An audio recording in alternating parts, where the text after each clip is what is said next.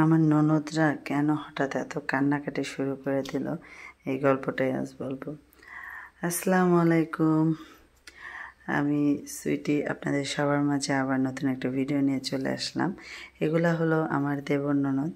আমার বিয়ের আগে থেকেই স্বপ্ন ছিল যে আমার যেন অনেকগুলা দেবর ননদ থাকে, সবাই আমাকে ভাবি ভাবি করে ডাকবে। এটা আমার আগে থেকেই একটা ভালো লাগা ছিল। তো আলহামদুলিল্লাহ, আল্লাহ আমার দোয়াটা কবুল করেছে। আমার অনেকগুলো দেবর ননদ পেয়েছি আমি। সবাই চারিদিক দিয়ে আমাকে ভাবি ভাবি করে ডাকে, আমার খুবই ভালো লাগে।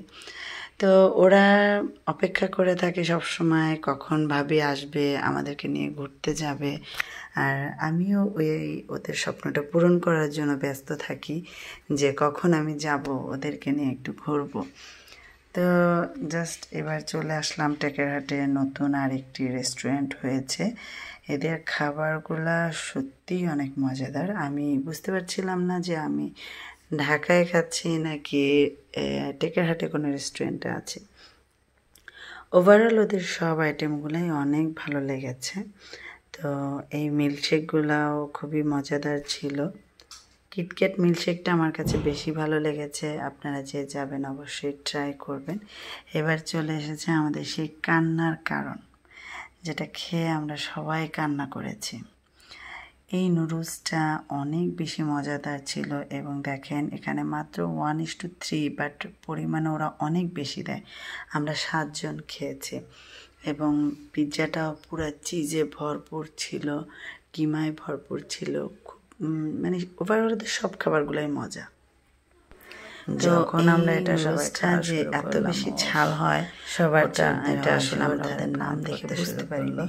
সবাই কান্নাকাটি করলাম কারণ প্রচণ্ড ঝাল ছিল।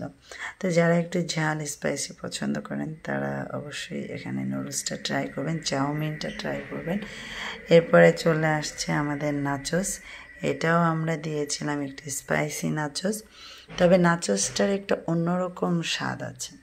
সেটা হলো আপনি যখন ফার্স্টে নাচোসটা খাবেন তখন এটা খুব মিষ্টি লাগবে, বাট যখন এটা গলা দিয়ে নামবে, খাওয়া শেষ হবে, তখন একটা ঝাল ঝাল একটা ফ্লেভার আসবে ভিতর থেকে। মানে খুব ভালো লাগছে আমার কাছে, আর ওদের কাছেও খুবই ভালো লেগেছে। তো এবার আমি বলবো আমরা কোথায় এসেছি। আমরা টেকেরহাট মোল্লা মার্কেটের পিছনে মিট অ্যান্ড ইট রেস্টুরেন্টে এসেছি। আশা করি আপনাদেরও ভালো লাগবে। সবাইকে ওয়েলকাম।